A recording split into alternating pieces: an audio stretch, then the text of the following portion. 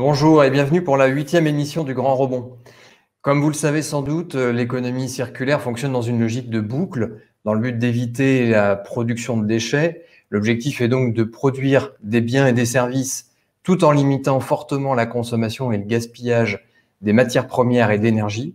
Les principes mis en œuvre pour éviter l'extraction de nouvelles ressources sont notamment le partage, la réparation, le réemploi, la remise à neuf ou encore le recyclage. L'enjeu est donc majeur puisqu'il s'agit de limiter l'impact des activités économiques ou bien même de s'engager dans une démarche régénérative. Pour mettre en œuvre les principes de l'économie circulaire, il y a des challenges qui peuvent être logistiques ou technologiques, mais il y a aussi un enjeu autour du co-développement. Il s'agit de créer de nouvelles chaînes de valeur et de partager des ressources entre différentes parties prenantes pour créer de véritables écosystèmes qui rendent possible la mise en place d'un tel modèle.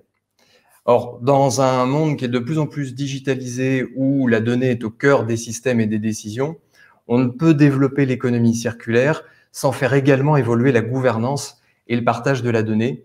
C'est donc de l'économie circulaire de la donnée dont nous allons parler aujourd'hui avec Caroline Alazard, cofondatrice et présidente de Numérique, suivie des réactions de Fabrice Bonifay, président du Collège des directeurs du développement durable, le C3D.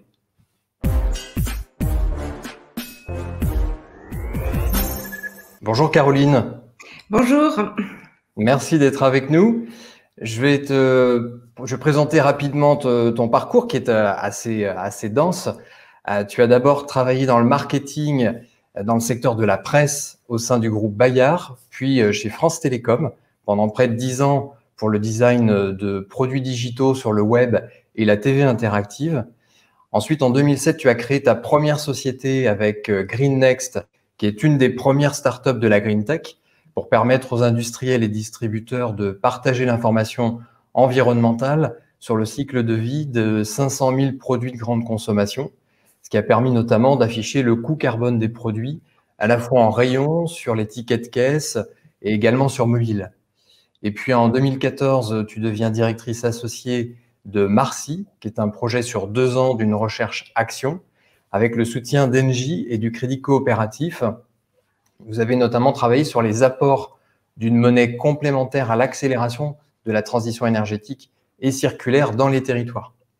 Et puis, depuis 2012, tu présides le groupe de travail Ancrage local des entreprises du réseau ORE pour co-construire avec les adhérents un indicateur d'interdépendance des entreprises à leur territoire. On peut retrouver un certain nombre de livres blancs et de publications sur le site ORE. Et d'ailleurs, tu représentes aussi l'association au sein du groupe de travail Responsabilité numérique des entreprises à la plateforme RSE, initiée par France Stratégie et placée auprès du Premier ministre. Et enfin, depuis 3 ans, tu t'es lancée dans une nouvelle aventure en tant que présidente cofondatrice de Numérique, créée en 2017 comme association, pour travailler sur la responsabilité des entreprises autour des données. Et c'est là que le concept d'économie circulaire de la donnée est apparu.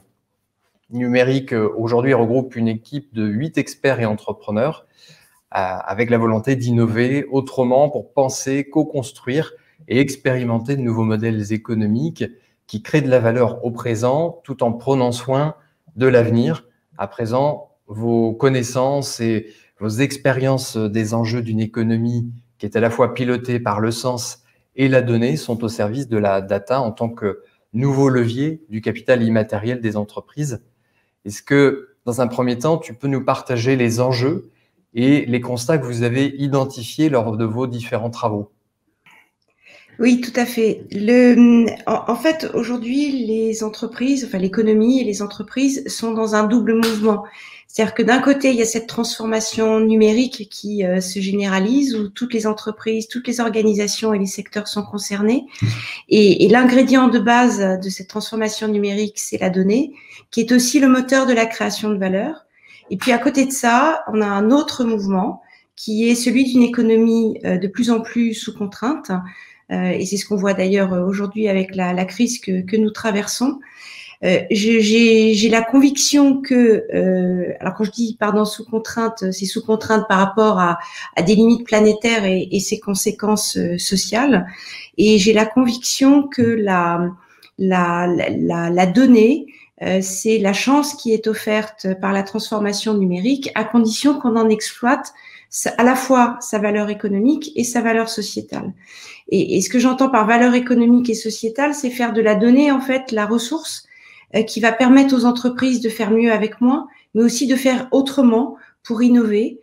Mais face à des enjeux planétaires qui sont par définition collectifs, les gains qu'on peut attendre de cette donnée, ces gains, ils sont directement proportionnels, les gains collectifs sont directement proportionnels à la libre utilisation et réutilisation des données. Or, ce qu'on constate aujourd'hui, c'est que le marché est très concentré d'un côté autour d'une captation massive de données personnelles par les grandes plateformes du numérique et données personnelles qui sont facilement valorisables dans le domaine de la publicité, du e-commerce et du marketing. Et puis à côté de ça, dans la majeure partie des autres secteurs, la donnée est insuffisamment disponible pour pouvoir innover et pour pouvoir permettre à tous les acteurs économiques de tirer parti de cette économie fondée sur la donnée dans laquelle nous sommes en train d'entrer. Alors nous, on a bien entendu constaté les freins qui se posent aujourd'hui à cette utilisation, réutilisation des données entre les entreprises. Il y a un premier frein économique, c'est-à-dire que les entreprises ont une difficulté à évaluer la valeur présente et future des données, et donc à partir de là, elles sont réticentes à les ouvrir et à les partager. Il y a des freins juridiques, parce qu'il n'y a pas véritablement de droit de propriété derrière les données. Et puis, il y a des freins techniques sur la question de la sécurité et du respect des conditions d'utilisation des données. Donc de ces freins ont commencé à émerger le projet de numérique et ce concept d'économie circulaire de la donnée. Et comme tu le disais, Michael, en entrée, l'économie circulaire dans le monde matériel, elle vise à générer et à régénérer le capital matériel et le capital naturel pour répondre à l'épuisement des ressources.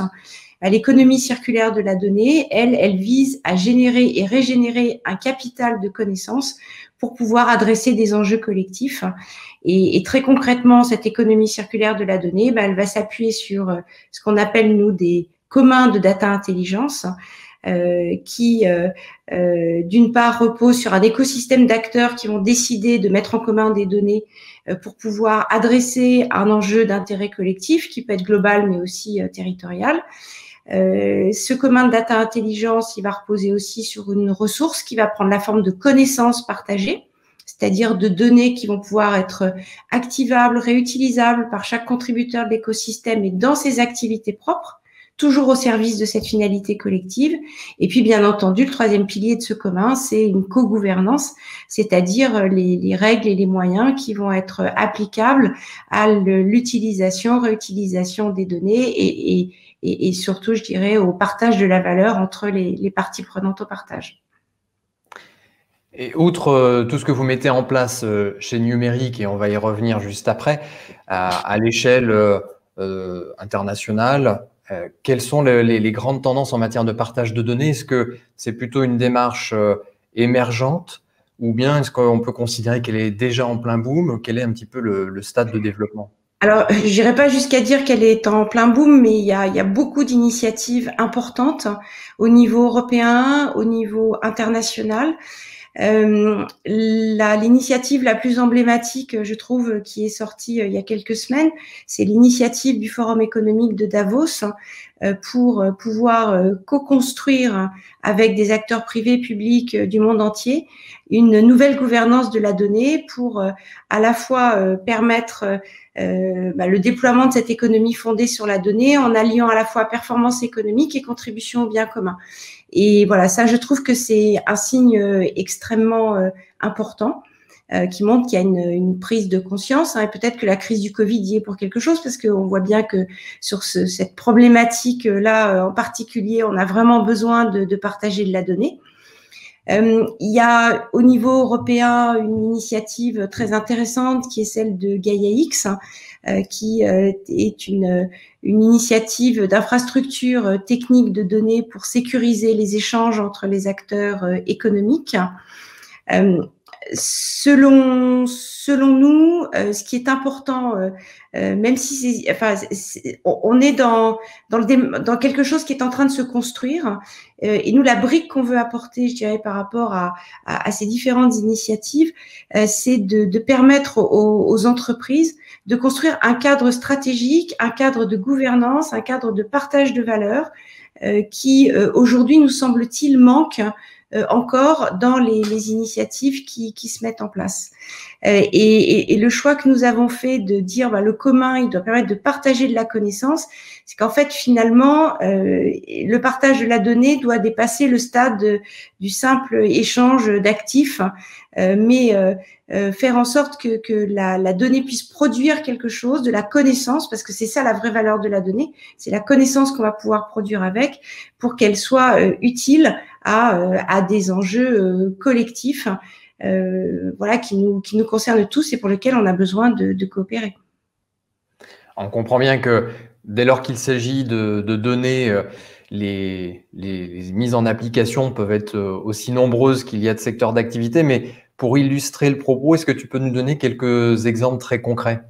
Alors, par exemple, dans le domaine de la cybersécurité, on peut imaginer que des écosystèmes d'affaires qui ont des flux d'échange de données décident, par exemple, de développer ensemble un modèle d'apprentissage pour pouvoir anticiper et mieux gérer les attaques.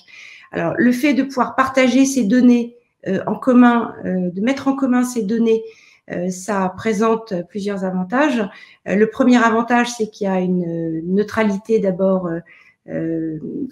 Disons qu'il y a un modèle qui est co-construit et que un modèle d'apprentissage co-construit et que les données sensibles finalement peuvent ne pas être partagées. Ce qui est partagé, c'est le résultat.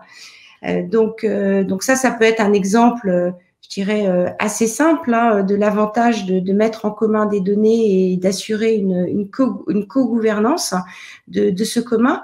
On peut avoir aussi un exemple dans le domaine de la logistique. On sait qu'il y a des problématiques de camions qui roulent à vide ou qui sont mal remplis, que au travers d'un échange de données, on pourrait rendre tout ça beaucoup plus efficace, que ça réduirait la congestion dans les villes, que ça pourrait participer aussi à la réduction des gaz à effet de serre.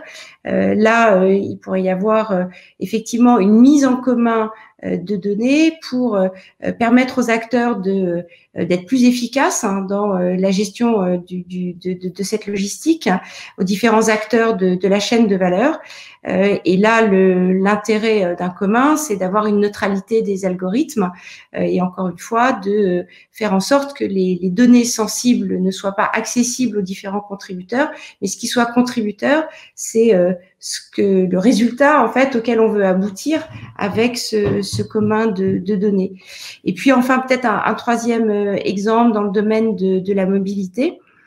Il pourrait être intéressant que des opérateurs de mobilité sur un territoire partagent les données d'usage. Alors, on sait qu'aujourd'hui c'est un point extrêmement sensible et que aujourd'hui, ça présente des difficultés, et donc partager ces données d'usage pour permettre à un utilisateur de la mobilité multimodale d'évaluer et de piloter l'impact environnemental et en premier lieu les gaz à effet de serre qu'il va émettre avec sa mobilité et la contribution qu'il peut avoir à réduire les gaz à effet de serre sur son territoire. De plus, ce type de partage de données peut permettre aussi à des opérateurs d'engager des complémentarités. Si par exemple j'utilise le tram, l'opérateur de tram pourrait me pousser quand j'arrive à mon point de destination des informations sur les vélos disponibles pour que je puisse continuer mon parcours. Bon, voilà. Donc, à chaque fois, c'est basé, je dirais, sur un principe de mise en commun de données pour une finalité d'intérêt collectif, avec un résultat qu'on veut ensemble coproduire, une gouvernance de la donnée je dirais des règles de gestion de cette donnée et qui sont définies ensemble et qui sont gérées au fil de l'eau ensemble, et un mécanisme de réciprocité qui fait que on va pouvoir, chaque contributeur va pouvoir aller chercher de la valeur économique et sociétale qu'il pourrait pas atteindre tout seul en fait. C'est ça, ce sont les grands principes en fait de cette économie circulaire de la donnée. Donc la mise en place de tous ces principes vient changer beaucoup d'aspects dans la manière de produire et d'acheminer la marchandise. Pour accompagner cette transformation et surtout pour faciliter la mise en œuvre, vous avez conçu une méthode qui s'appelle Circular. Est-ce que tu peux nous l'expliquer dans les grandes lignes? Alors, dans les grandes lignes, donc déjà pour pouvoir constituer cet espace commun de données, il faut qu'il y ait un acteur qui initie la démarche. Donc, au début, je dirais, avec un acteur qui veut créer un ou plusieurs communs de données, on a une phase d'exploration, de diagnostic exploratoire pour aller identifier les potentiels d'espaces communs de données. Donc là, on peut rentrer de différentes façons dans le sujet. On peut rentrer par sa raison d'être, parce que on l'a compris, la donnée, elle doit être utilisée selon nous par rapport à des objectifs, des enjeux d'intérêt collectif. Or, la raison d'être, c'est ça, c'est comment une entreprise va contribuer à des enjeux sociétaux qui dépassent son simple périmètre, mais comment elle va contribuer à ces enjeux et mettre ça au cœur de son modèle économique. On peut rentrer aussi par la responsabilité numérique de l'entreprise au travers des travaux que nous faisons à la plateforme RSE. Tu l'as évoqué, Michael. On a identifié la question de la donnée comme étant un des piliers de cette nouvelle responsabilité numérique d'entreprise. Donc, à partir du moment où la donnée, elle va être le fluide de tous les systèmes d'information, on peut regarder aussi comment des données, je dirais, peuvent être utilisées de façon plus pertinente au travers de nouvelles coopérations pour réduire par de la mutualisation l'impact environnemental de la gestion des données. Mais on peut rentrer aussi par l'économie territoriale. On peut avoir des acteurs qui opèrent dans les territoires. Or, dans les territoires, on voit bien que la donnée devient un élément clé de la compétitivité des territoires, et que les régions, les métropoles s'emparent de ce sujet.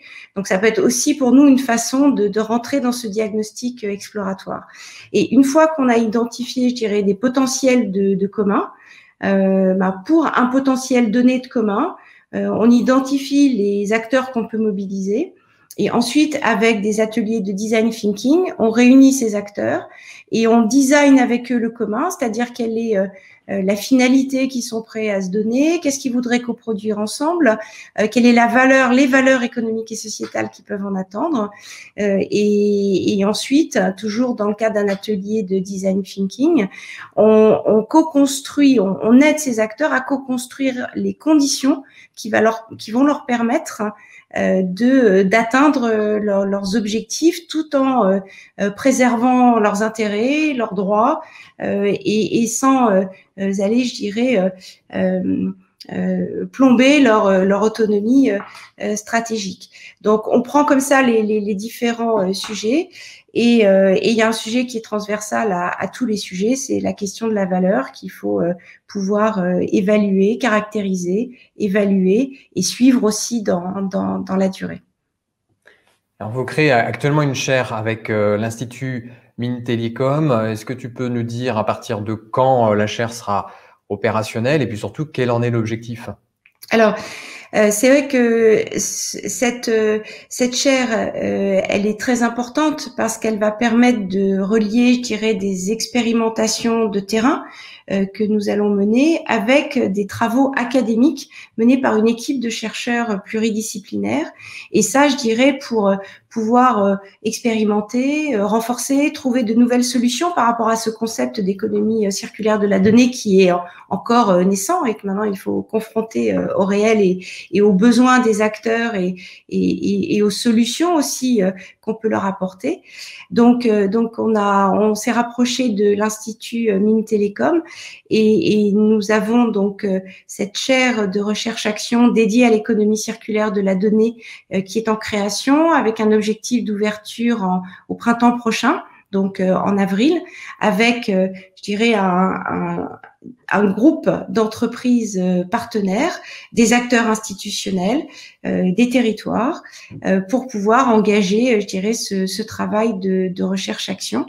Et l'objectif, en tout cas le questionnement que nous avons, c'est comment le droit peut aider à organiser cet objet nouveau qui est cet espace commun, cet objet nouveau que sont les espaces communs de données, quelles sont les règles de gouvernance qu'on peut associer, quel type de valeur on peut créer, comment on va évaluer précisément cette valeur, comment au travers des nouvelles technologies, là je pense par exemple au blockchain privé ou au smart contract, comment on va pouvoir automatiser aussi la gestion des droits d'utilisation des données, assurer une traçabilité sur les règles d'usage qui seront définies en commun.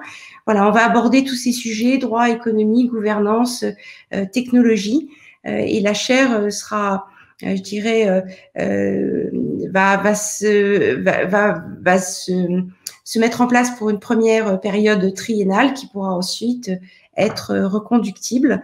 Et dans le cadre de la chaire, pour nos partenaires entreprises, on va articuler à la fois le temps court, c'est-à-dire des expérimentations avec des livrables précis au fur et à mesure du développement des expérimentations, et puis un temps plus long de recherche avec des échanges entre les chercheurs et les entreprises sur les sujets que l'on va remonter de nos expérimentations. Merci Caroline. À présent, Fabrice va nous rejoindre pour réagir et interagir.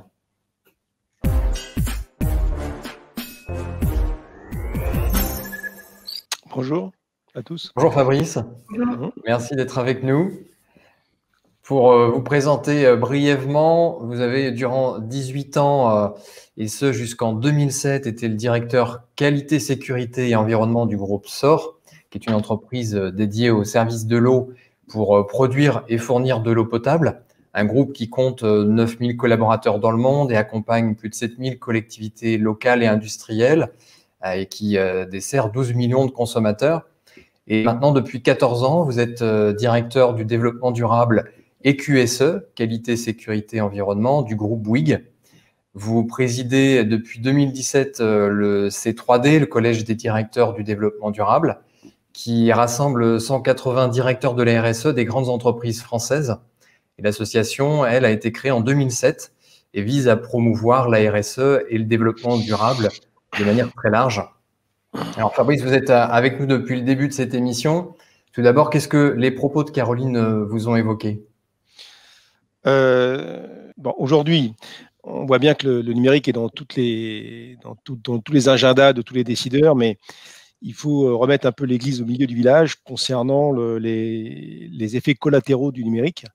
Alors, il y a des effets positifs, mais aussi nombre d'effets négatifs. Alors, je vais surtout parler des points de vigilance qu'il va falloir qu'on prenne en compte les uns les autres dans nos organisations. C'est d'abord l'effet rebond, c'est-à-dire, oui, le numérique permet d'être plus efficace en tout.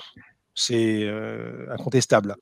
Mais quand vous êtes plus efficace, in fine, eh bien, vous finissez par consommer plus de ressources, même si votre vocation et pas votre vocation, mais votre volonté primaire ou première était de limiter les gaspillages ou de faire en sorte de consommer moins.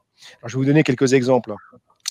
Lorsque les technologies numériques se sont succédées de la 1G jusqu'à la 5G aujourd'hui, on n'a pas constaté d'économie d'énergie globale. C'est pas vrai. Plus vous mettez des technologies numériques, plus vous rendez efficaces les autres systèmes, et ces autres systèmes finissent par plus consommer parce que vous optimisez tout. Vous optimisez les flux. Hein, lorsque vous mettez une couche numérique sur l'optimisation des flux dans une ville pour que les véhicules circulent mieux, vous faites circuler plus de véhicules. L'image qu'on pourrait prendre, c'est ce qui se passe dans les villes souvent lorsque il y a une route qui est congestionnée. L'idée, c'est de rajouter une voie pour que ça roule mieux. Alors effectivement, les premiers mois, ça roule mieux.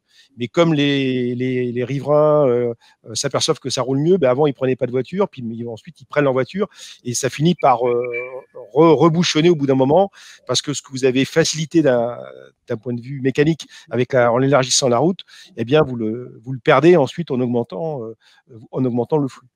Donc non, définitivement non, le numérique ne permettra pas de sauver le climat, de sauver la planète, etc. Non, c'est pas vrai, c'est une vue de l'esprit, parce que l'effet rebond, eh bien, annulera les progrès qui pourraient être faits générés par l'efficacité. Si on veut véritablement gagner sur les deux tableaux, eh bien, il va falloir qu'on accepte de caper nos consommations d'énergie, et ensuite d'utiliser le numérique pour optimiser, mais en capant, c'est-à-dire qu'en disant, voilà, on ne dépasse pas telle consommation, et tous les ans, on consomme moins, et si on veut augmenter le flux ici ou là, eh bien, ça doit se faire en valeur absolue et pas en intensité. Parce que sinon on se berce complètement d'illusions. Donc, il faut être extrêmement vigilant sur ces fausses promesses du numérique.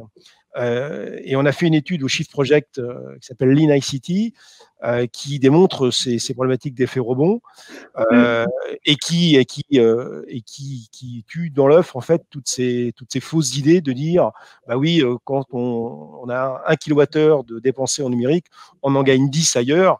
C'est complètement faux. Donc aujourd'hui, le vrai sujet, c'est de décarboner l'économie. Il n'y a pas d'autre sujet, il n'y en a qu'un. C'est décarboner l'économie le plus vite possible, si on veut sauver le climat et la vie. Il nous reste 10 000 jours. Et donc, il faut maintenant revenir à des vraies mesures pour décarboner. Et les vraies mesures pour décarboner, c'est la sobriété à tous les étages, c'est-à-dire de caper les consommations d'énergie, de baisser nos consommations de 5 à 10% par an pendant 30 à 40 ans, tout en maintenant de l'activité et donc en changeant complètement les modèles économiques des entreprises. Est-ce que, Fabrice, vous avez une première question pour Caroline ? Ah ben d'accord, non, je trouve que ce qu'a dit Caroline, c'est très bien, mais il faut prendre en compte ces éléments-là. Je pense que si on ne prend pas en compte ces éléments-là, on va au-devant ce sont des illusions, enfin on va au-devant de désillusions autour de nos illusions. Au bout d'un moment, il faut savoir compter. Et il y a un certain nombre de règles de 3 qu'il faut pouvoir mettre en place. On voit bien que tous ceux qui disent que la 5G, par exemple, eh bien, ça va nous faire plein d'économies d'énergie. Je suis bien placé pour vous dire que c'est pas vrai. On va consommer beaucoup plus d'énergie avec la 5G. Et s'il y a la 6G demain, ça sera encore pire. Donc, arrêtons de dire n'importe quoi sur ces sujets. C'est très important. Caroline, tu veux Oui, j'aimerais réagir aux propos de Fabrice. Moi, je suis complètement d'accord avec vous. L'impact environnemental du numérique, il est extrêmement préoccupant. Simplement, je pense que la donnée, c'est une chance, mais qu'il faut l'utiliser mieux.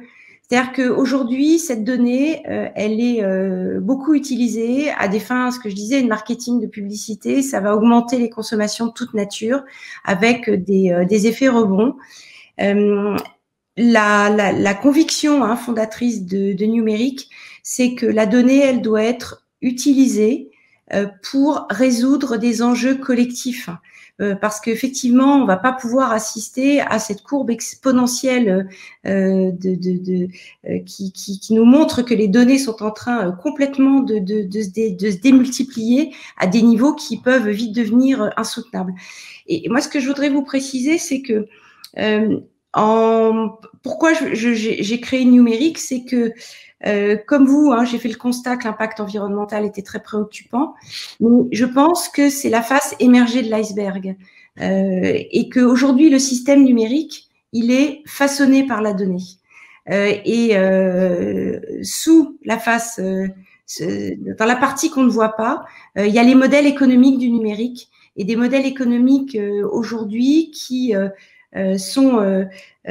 utilisent la donnée comme moteur de création de valeur, mais une création de valeur qui est pas forcément celle qu'on souhaite quand on veut adresser les problématiques de la transition écologique. Donc je veux pas jeter le bébé avec l'eau du bain, simplement de dire on a besoin de la donnée. Cette donnée, il faut l'utiliser à bon escient pour adresser des enjeux collectifs. Ça doit se faire en écosystème avec des acteurs qui ont la même préoccupation. Et ce que je crois, c'est que en créant ces espaces communs de données, on peut mutualiser un certain nombre de choses et réduire l'impact, baisser l'impact environnemental de la donnée par la mutualisation. Voilà, donc je dirais attention de ne pas jeter le bébé avec l'eau du bain et de se dire, voilà, qu'est-ce qui nous semble utile aujourd'hui dans cette transformation numérique et dans l'exploitation des data. Fabrice, au C3D, est-ce que la question de la donnée est un sujet abordé et si oui, sous quel angle?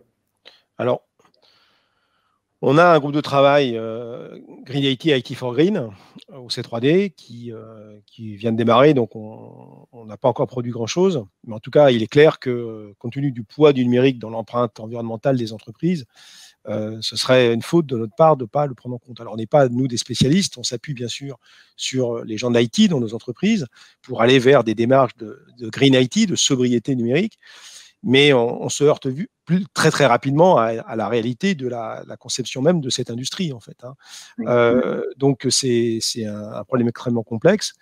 D'un côté, bien sûr, le numérique, je l'ai dit, est excellent on le voit bien d'ailleurs avec ce que ça a pendant le Covid, il y a des effets collatéraux qui sont extrêmement bénéfiques. Je vais en citer quelques-uns. Le carbone évité grâce au numérique du fait de la démobilité. On voit bien que le fait de travailler à distance, le fait de plus tenir des réunions physiques ou trop de réunions physiques comme à une certaine époque et le faire en distanciel, eh bien, ça évite du carbone parce que ça permet aux gens d'éviter de se déplacer.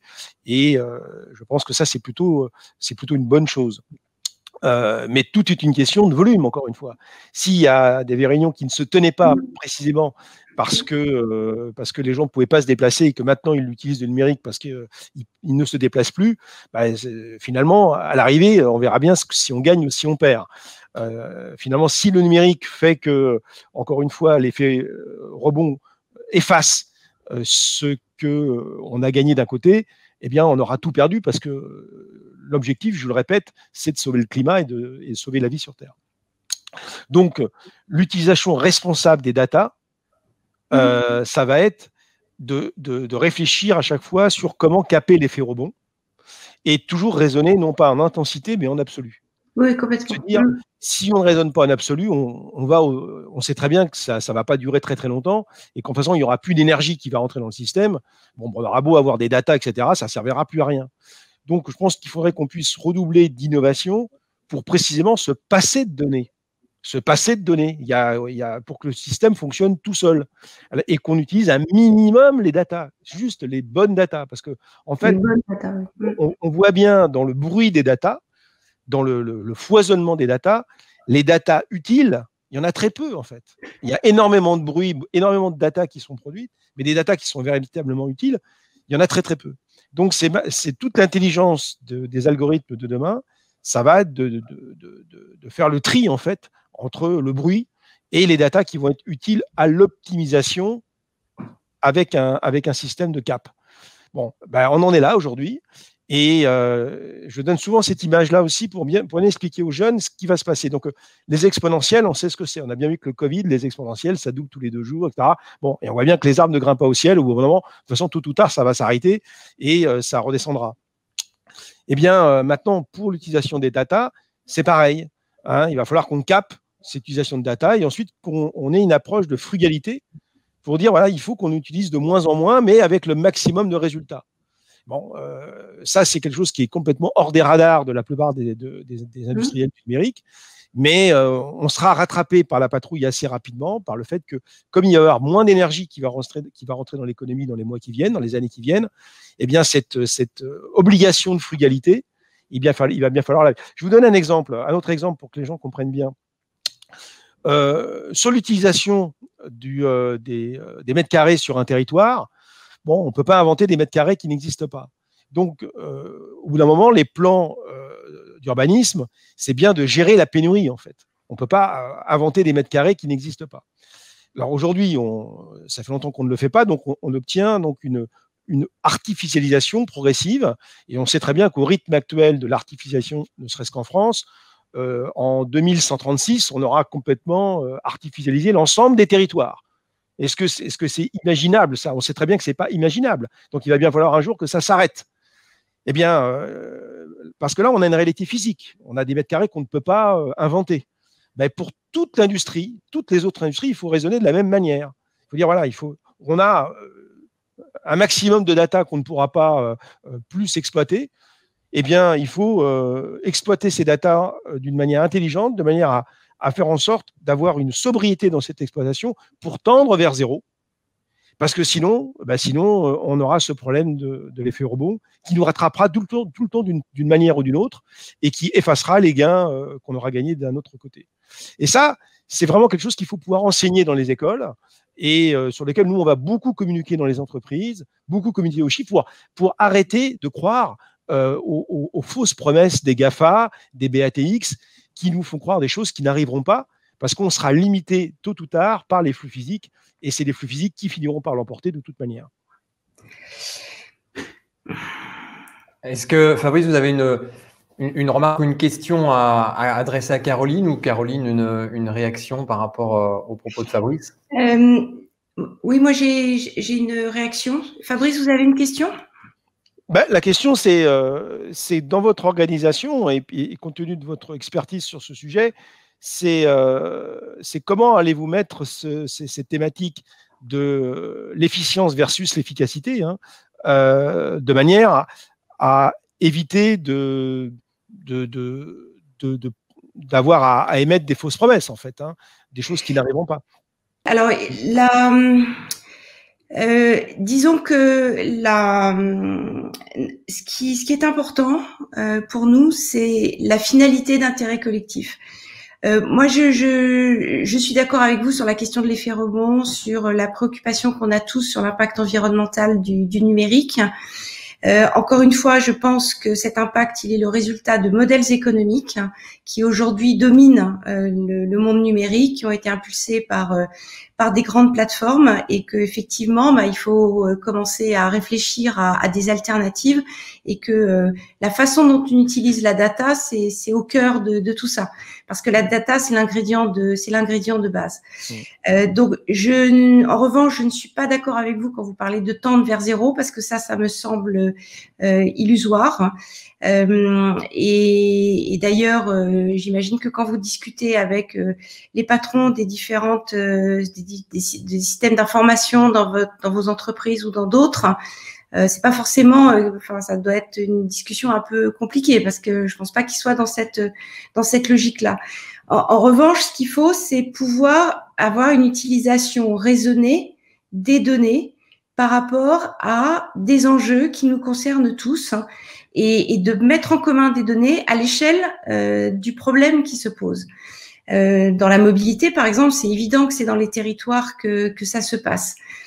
Donc nous, la façon dont on procède, c'est de rentrer par l'ambition que se donne une entreprise par rapport à un enjeu d'intérêt collectif, et de voir quelles sont les données qu'elle peut, elle, partager avec d'autres, ou les données qu'elle pourrait recevoir d'autres, voilà, les données qui pourraient être mises en commun avec d'autres dans ces espaces communs, pour pouvoir développer une connaissance qui va être utile à la résolution d'un enjeu d'intérêt collectif. C'est vraiment l'entrée dans le sujet que nous prenons, c'est extrêmement important. Voilà, parce que cette convergence entre numérique et transition écologique, aujourd'hui, on a encore un peu de mal. Et voilà, il faut que tous on expérimente, qu'on trouve des solutions par rapport à ça. Alors ensuite, moi, je voudrais vous alerter sur un point, c'est que Aujourd'hui, quand vous parlez de caper des consommations, bah moi, quelque part, en filigrane, j'entends une question de quota. Hein. À titre personnel, je pense que de toute façon, on y va droit. À quelle échéance, j'en sais rien, mais je pense que ça va devenir assez inévitable. Mais pour pouvoir attribuer des quotas, il faut des règles, et pour faire tourner les règles, il faut de la donnée. Et aujourd'hui, ceux qui ont le plus de données, c'est ni vous, c'est ni les autres industriels, c'est des grandes plateformes qui, elles, aujourd'hui, font de l'intermédiation informationnelle, c'est-à-dire qu'elles mettent en contact une offre et une demande avec des données, mais elles ne s'occupent absolument pas de l'objet de l'échange. Par contre, vous, en tant qu'industriel, vous devez vous occuper de l'objet de l'échange. C'est votre boulot de tous les jours de dire, voilà, comment vous allez optimiser vos ressources, faire de l'éco-conception, etc. Engager des actions autour de l'économie circulaire. Et donc, c'est pour ça que je pense que les industriels ont vraiment, je pense que c'est très important pour eux de se dire, bah, nous, on a une responsabilité par rapport au monde physique parce qu'on utilise des ressources matérielles, naturelles, énergétiques. On a besoin de ces ressources parce que le monde aura toujours besoin de matière. Hein, je vois pas comment demain tout pourrait être dématérialisé, même avec plein de données. Et donc à partir de là, de cette responsabilité, selon moi, il y a cette responsabilité aussi de produire, d'exploiter de la donnée à bon escient. Et de travailler à ce qu'il y ait des modèles qui fassent que cette donnée, elle soit utilisée de façon efficace, sobre, par rapport à des enjeux qu'on a tous en commun. On peut être que d'accord avec ça. Alors après, bon, tout ça, la difficulté, c'est de mettre en place. Il faut expérimenter. Voilà, il faut expérimenter. Mais encore une fois, le seul objectif qu'on doit tous avoir collectivement, c'est la déconsommation. Oui, la déconsommation d'énergie, la déconsommation de tout, pour aller vers une industrie beaucoup plus sobre, vu qu'on connaît les chiffres, on doit diviser par 2 nos émissions de gaz à effet de serre d'ici 2030, à l'échelle de l'humanité, par 3 d'ici 2050. C'est l'équivalent d'un Covid annuel en termes de réduction d'émissions, à moins 7 à 8%. Il faut connaître, il faut avoir les chiffres en tête pour comprendre la mesure de l'effort. Donc, tant qu'on n'a pas compris ça, on n'a vraiment rien compris à l'essentiel, parce que l'essentiel, c'est là de sauver le climat pour sauver la vie sur Terre, ne serait-ce que ça quand même. Hein. Donc, le problème des intérêts particuliers là-dedans, à mon avis, ça doit quand même s'effacer, parce que c'est même plus une responsabilité sociale, c'est une responsabilité morale aujourd'hui des individus de reconfigurer le logiciel économique pour maintenir ne serait-ce que les conditions de la vie sur Terre. Et donc, d'arriver à mettre en place une industrie qui doit prendre en compte les limites planétaires. Et les limites planétaires, aujourd'hui, on les atteint, on les touche aujourd'hui.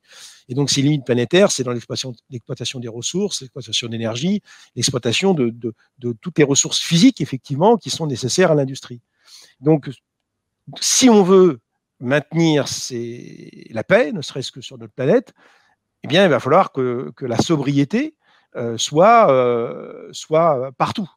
Et cette sobriété, ça induit en fait des déconsommations dans tous les domaines, sans pour autant aller vers des systèmes de ressentiment ou de punition. Il ne faut pas que les gens sentent il faut réinventer un nouveau modèle social, un nouveau modèle du vivre ensemble. Il ne faut pas que ça soit ressenti comme des contraintes par les individus. Et donc là, le seul intérêt du numérique, c'est comment le numérique va nous aider à gérer cette transition vers la sobriété. Et cette transition vers la sobriété, c'est comment le numérique va nous aider à consommer moins d'énergie, bien sûr, mais sans augmenter, je répète, en valeur absolue la consommation de tout le monde. Comment ça va nous aider à moins nous déplacer, donc à enlever tous les transports contraints, mais aussi comment on va aussi pouvoir se passer en fait d'un certain nombre de couches numériques qui aujourd'hui ne servent strictement à rien. Il y a un certain nombre d'objets connectés qui ne servent à rien, et donc accepter aussi d'utiliser la data là où c'est vraiment utile. C'est vrai pour toutes les industries aujourd'hui. Toutes les industries doivent recentrer leur modèle économique sur des modèles d'ultra sobriété. Voilà. Et donc c'est l'Hello-Tech, c'est Juste-Tech, c'est vraiment c'est d'aller vers l'essentiel en fait, de manière à ce que la valeur puisse être le plus partagée possible et pas concentrée dans les mains de quelques-uns. Fabrice, est-ce que le fait pour des grands groupes de se mettre autour d'une table et d'envisager de partager des données qu'ils détiennent dans le but de créer ces communs et de pouvoir réduire, en modifiant clairement la chaîne de valeur, l'impact sur les écosystèmes, est-ce qu'il peut y avoir aujourd'hui un frein lié à une crainte de désintermédiation ?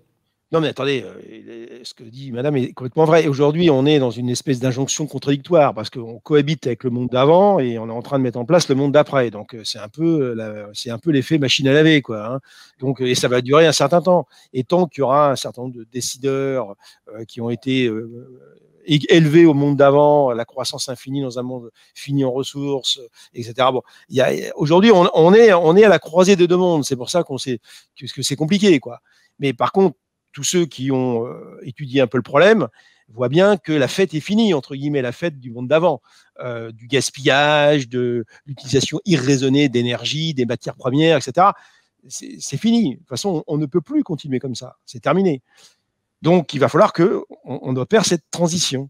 Cette transition, il y a beaucoup d'inertie, hein. Il y a encore beaucoup de modèles économiques qui ne tournent que si on consomme toujours plus. Bon, il va falloir qu'on mette en place des modèles économiques avec des systèmes qui consomment toujours moins. C'est le contraire de ce qu'on a fait, ce qu'on appelle le fameux découplage, que personne ne fait aujourd'hui, hein, pas plus nous que... Non. Mais par contre, on sait qu'il va falloir le faire si on veut rester en vie. Donc, la bonne nouvelle, c'est qu'il y a aujourd'hui des collaborateurs, et notamment parmi les plus jeunes, qui ont compris ça, qui ont compris que là, les arbres ne grimpent pas au ciel, ils ont compris. Et ils ont compris que le modèle d'affaires le plus vertueux de demain, ce sera des modèles basés sur de l'ultra-sobriété. C'est de fabriquer que des produits qui ont une réelle utilité. Voilà, parce que je peux vous dire que les nombres de trucs qui servent à rien dans nos armoires, il y en a un paquet. De fabriquer des produits qui seront ultra-réparables, qui seront partagés, bien sûr. Parce que l'objectif, ce sera demain de pouvoir jouir de tout, mais sans rien véritablement posséder. Parce qu'aujourd'hui, l'intensification d'usage des objets est ridicule. Une voiture, ça reste arrêté 96% du temps. La perceuse que vous avez dans votre tiroir, vous en servez 5 minutes tous les 10 ans. Donc, il va falloir qu'on ait une utilisation beaucoup plus responsable des objets du quotidien. Et responsable, ça veut dire beaucoup plus partagé pour aller vers plus de résilience. Et ça, l'économie de demain, ça serait une économie ultra servicielle. Et la donnée utile demain, ça sera de pouvoir mettre en relation en fait les différents utilisateurs sur ces objets physiques qui seront en fabrication contrainte, il y en aura peu, mais qui devront être partagés. Ça sert à ça le numérique, ça sert à tisser du lien en fait. Et cette exploitation de la donnée responsable, ça sera pour comment toujours dépenser moins de ressources. On va aller vers cette économie de toujours dépenser moins de ressources en se donnant des contraintes. Si on ne se donne pas de contraintes, on n'y arrivera pas. Et ces contraintes, c'est dire, voilà, on ne dépasse pas tant de consommation et tous les ans, on essaye de consommer un peu moins. Et l'intelligence humaine doit se faire dans une économie sous contrainte. Ça ne veut pas dire qu'on ne va pas vivre bien, on va vivre différemment. Oui, Caroline, tu voulais compléter? Par rapport à ce que vous dites, on voit bien que la gouvernance en fait de ces usages de la donnée, c'est clé. Ça doit être partagé entre les différents acteurs qui décident d'aller vers ces nouveaux modèles. Voilà, je crois que c'est comme ça qu'on pourra réussir à utiliser la donnée à bon escient, et pas en ayant des énormes lacs de données avec des tas d'informations qui vont permettre au travers d'une source unique, de piloter l'affectation des ressources. Voilà, je pense qu'il y a aujourd'hui encore deux voies possibles et qu'il faut être très très vigilant. La gouvernance ne peut pas être juste l'apanage d'un tiers qui contrôle l'accès aux données. Il faut que nous tous, quand on décide de partager nos données pour une utilité, qu'on puisse définir les règles et la façon dont les données vont être utilisées et comment la valeur va se partager. Clairement d'accord. Enfin, là, quand même, on est quand même assez mal barré. Ce n'est pas les opérateurs qui gèrent les données, hein, je vous rassure tout de suite. Quand on dit nous, Bouygues, on est Bouygues Télécom, nous, on fournit des tuyaux. Hein. Des tuyaux. Oui, Donc, aujourd'hui, ceux qui sont à la tête de ça, c'est les BATX en Chine et puis les GAFAM aux États-Unis. 99% des données commerciales en exploitation sont dans ces réseaux-là, en fait. Hein. Donc, tous les opérateurs, bon, oui. Oui, c'est pas vous. Il y a 90% des flux de données aujourd'hui qui transitent sur nos réseaux.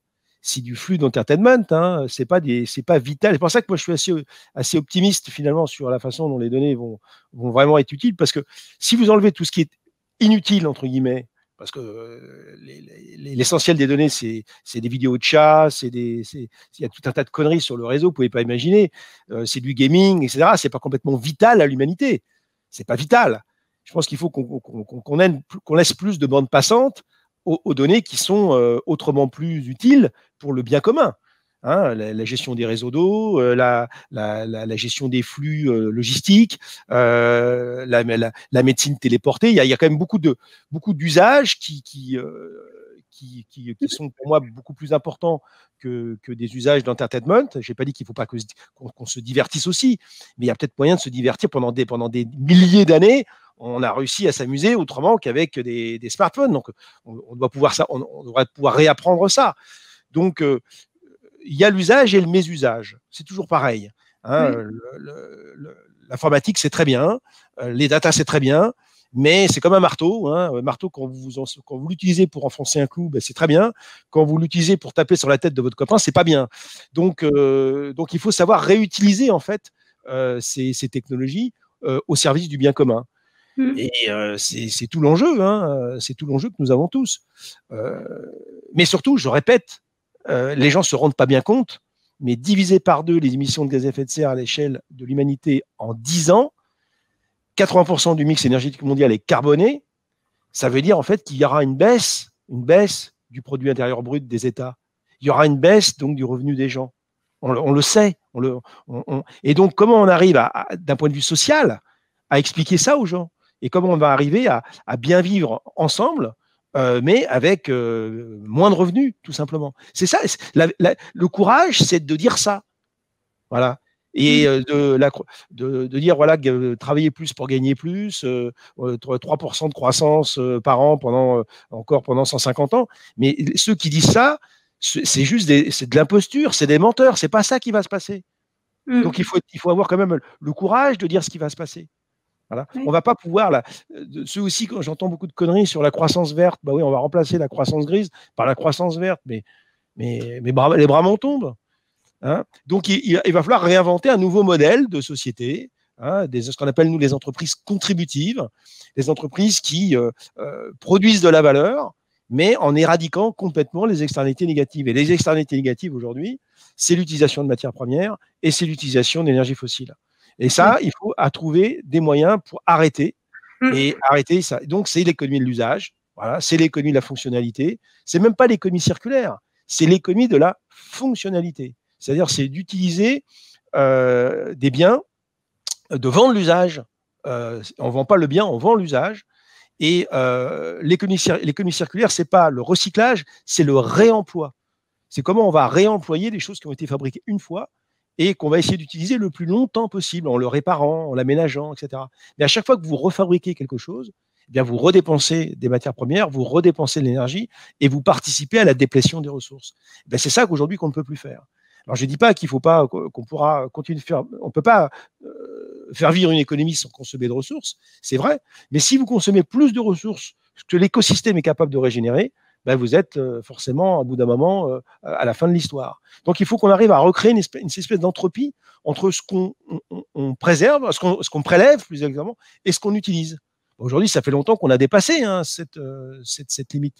Ben, il faut qu'on retrouve cette capacité à n'utiliser que ce que la planète est capable de produire, tout simplement.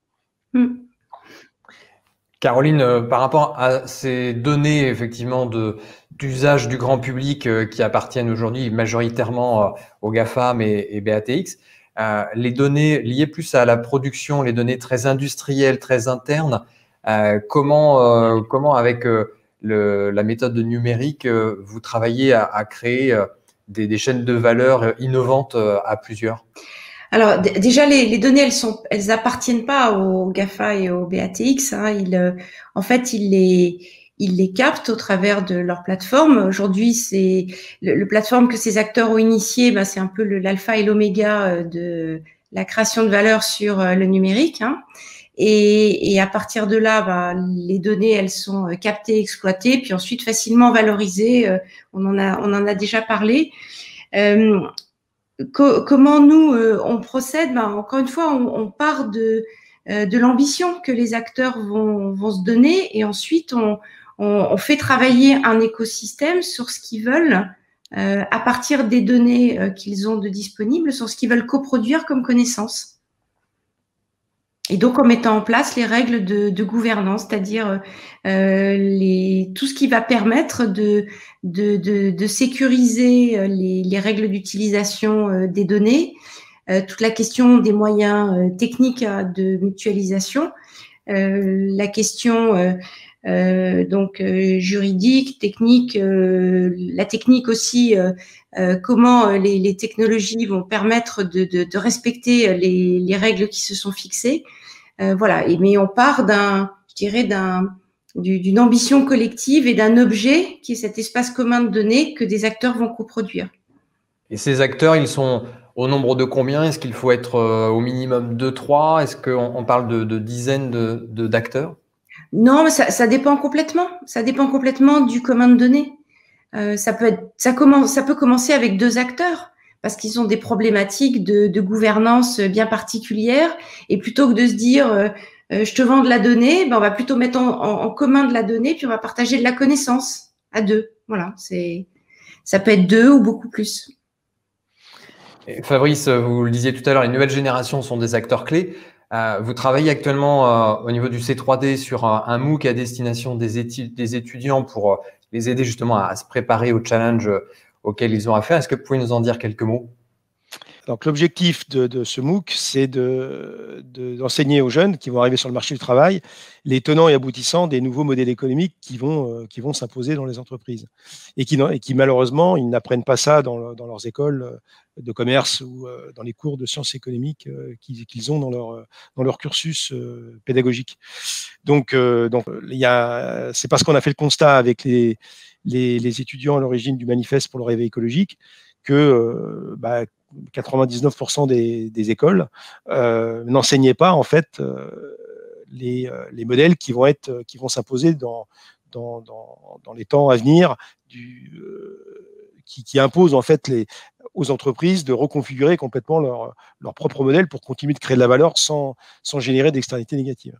Donc heureusement, il y a quand même un certain nombre d'entreprises qui ont compris cela de par le monde. Et on a benchmarké, on a été voir comment ils s'y prenaient pour créer de la valeur sans détruire, comment ils avaient intégré dans leur raison d'être la notion d'impact et d'éradication de leurs externalités négatives, et comment ils avaient donc établi un nouveau modèle d'affaires qui crée de la valeur sans externalité. Et donc on a modélisé en fait les tenants et aboutissants, les règles du jeu de ces entreprises, donc au travers d'abord la configuration du modèle d'affaires, comment les produits et les services étaient conçus et co-conçus, le système de comptabilité aussi des entreprises pour véritablement prendre en compte les effets et les impacts sur les écosystèmes. Donc toutes ces thématiques-là, on les a rassemblées dans des modules pédagogiques en ligne qui pourront être suivis donc par des dizaines de milliers d'étudiants en français et en anglais pour qu'ils puissent acquérir les bases de l'utilisation de ces nouveaux modèles économiques qui sont essentiellement, bien sûr, qui tournent autour de l'économie circulaire basée sur les réemplois, l'économie perma-circulaire, et aussi, bien sûr, l'économie de la fonctionnalité qui promeut en fait la vente de l'usage plutôt que la vente de produits. Et donc, on espère qu'au travers de cet enseignement, eh bien, ces jeunes pourront être mieux armés lorsqu'ils vont rentrer dans le monde du travail pour accompagner leurs entreprises dans la transformation de leur ancien modèle du monde d'avant pour arriver à relever les challenges et les défis qui nous font face. Donc, ce MOOC sortira dans le courant de l'année 2021. Il a été financé par le C3D, mais aussi par des organismes partenaires. Il y a le Comité 21, il y a l'ADEME, il y a le MEDEF, il y a Entreprises et Progrès, il y a le Global Compact, qui ont donné un peu de sous pour qu'on puisse arriver à financer ce MOOC, qui sera extrêmement bien réalisé d'un point de vue pratique, avec beaucoup d'exemples, des intervenants best in class. Enfin, on a mis tous les atouts de notre côté pour le rendre le plus attractif possible et pour qu'il soit suivi par le plus grand nombre. Donc ça, c'est un livrable majeur du C3D en 2021. Et il sera à destination, il sera libre, en open, complètement gratuit pour les jeunes. Et on espère que ça va leur servir beaucoup pour leur vie professionnelle. Nous sommes encore au début de l'année. On espère toutes et tous d'ici la fin de l'année une reprise d'activité, on va dire, plus ou moins normale. En tout cas, on va rentrer dans une phase prochainement de relance économique. Est-ce que pour terminer, Caroline, pour commencer, puis Fabrice ensuite, vous pouvez nous dire qu'est-ce qui vous rassure, qu'est-ce qui vous rend optimiste quant à la capacité des acteurs économiques à transformer en profondeur leur modèle, ce qui est quand même en soi très complexe. Et par ailleurs, qu'est-ce qui peut au contraire vous inquiéter à la veille d'une phase de relance ? Moi, ce qui pourrait m'inquiéter à la veille d'une phase de relance, c'est qu'en fait, les différentes aides ne soient pas assujetties à des obligations de changement de modèle, de prise en compte des impacts environnementaux et sociétaux posés par les activités. Et le fait aussi qu'on ne traite pas suffisamment les conséquences sociales de tout ça, qui sont de plus en plus lourdes, on le voit bien. Ce qui me rend optimiste, c'est que finalement, paradoxalement, on est en train de vivre une crise qui est encore 2 ans, 3 ans, 10 ans, c'est pour les générations futures. Voilà. Mais là, non. En fait, ça nous tombe dessus là, maintenant, tout de suite. Et on se rend bien compte qu'il peut y en avoir d'autres. Donc j'espère qu'il va y avoir une prise de conscience de la nécessité de refonder certaines stratégies d'entreprise. Et pour ça, de se baser plutôt sur la coopération, la contribution, plutôt que la compétition, je veux dire, à laquelle on a été biberonné depuis qu'on est né. En tout cas, notre génération. Fabrice ? Voilà, pour le coup, je suis entièrement d'accord avec ce que vient de dire Caroline. Je partage à 100%. Je pense que le pire, ce serait effectivement qu'il y ait une volonté on recommence comme avant. Parce que comme avant, beaucoup de gens disent ouais, c'est la situation normale. Mais non, c'est pas une situation normale de comme avant, c'est une situation anormale. On vit au-dessus de nos moyens, on est en survitesse. Les États sont complètement endettés à des niveaux jamais connus depuis l'histoire de l'humanité. Et la dette privée, la dette publique se chiffre en centaines de milliards d'euros. Donc, on voit bien qu'on est quand même proche du collapse financier, on est proche du collapse écologique, avec l'extinction de la biodiversité, le climat qui se dérègle à une vitesse la plus pessimiste des scientifiques du GIEC. On est sur les courbes les plus pessimistes. Donc, on voit bien que si on ne change pas de modèle, comme l'a dit Caroline, on va à la catastrophe avant la décennie en cours. Voilà. Donc, le Covid, c'est juste un avertissement gentil sur la nécessité. Donc, la sortie de crise Covid, ça doit quand même nous interroger et nous faire nous réinterroger sur le sens, en fait, de notre modèle économique. Et la pire des choses, ça serait de repartir comme avant, quoi, de revoir tous ces avions volés pleins de touristes, de revoir la consommation exacerbée, etc. Le pire, ce serait ça. Donc, comment on fait pour accompagner les gens qui vivaient de cette gabegie, en fait ? Parce que le vrai enjeu, c'est un enjeu social. Voilà. Et on ne résoudra pas le problème environnemental si on ne résout pas le problème social en même temps. Et donc, si on veut donner du boulot à tout le monde, parce que le problème, c'est de travailler, c'est de vivre de son travail, eh bien, ça va être de mettre aussi la fiscalité au bon endroit. Donc, non pas sur le travail, mais plutôt sur l'énergie et les ressources, parce que c'est ça qui est rare. C'est ça qu'il faut pouvoir taxer plus que le travail. Et puis aussi faire émerger des nouveaux métiers. Et la bonne nouvelle, la seule bonne nouvelle, le seul sujet sur lequel je suis à peu près optimiste, c'est que finalement, on va assister à une grosse relocalisation de tout, en fait. Et ce qu'on appelle la résilience des territoires. Il va falloir que les territoires se prennent en main et que sur chaque territoire, on réautonomise les territoires en calories alimentaires, en énergie, en production de biens, en commerce, et que cette mondialisation qui a apporté beaucoup, sans doute, et sur certains sujets, il y a sans doute moyen de poursuivre une collaboration entre États sur un certain nombre de sujets.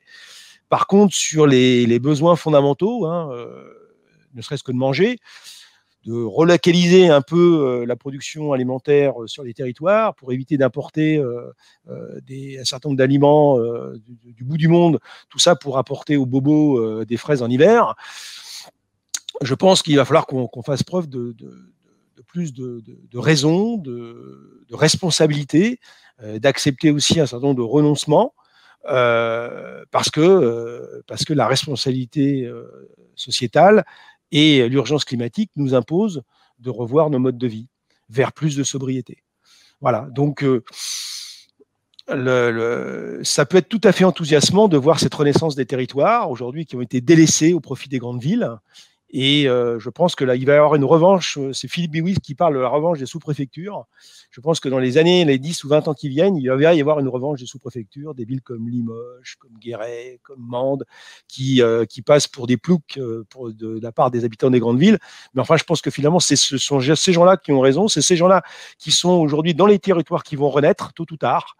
Parce que l'obligation de résilience, l'obligation d'autoproduction de flux, fait que ce sont ces territoires-là qui vont se développer finalement, non pas se développer en volume, mais se développer en quantité et en qualité. Il est probable que les grandes villes, petit à petit, se vident de leurs habitants pour venir repeupler ces territoires.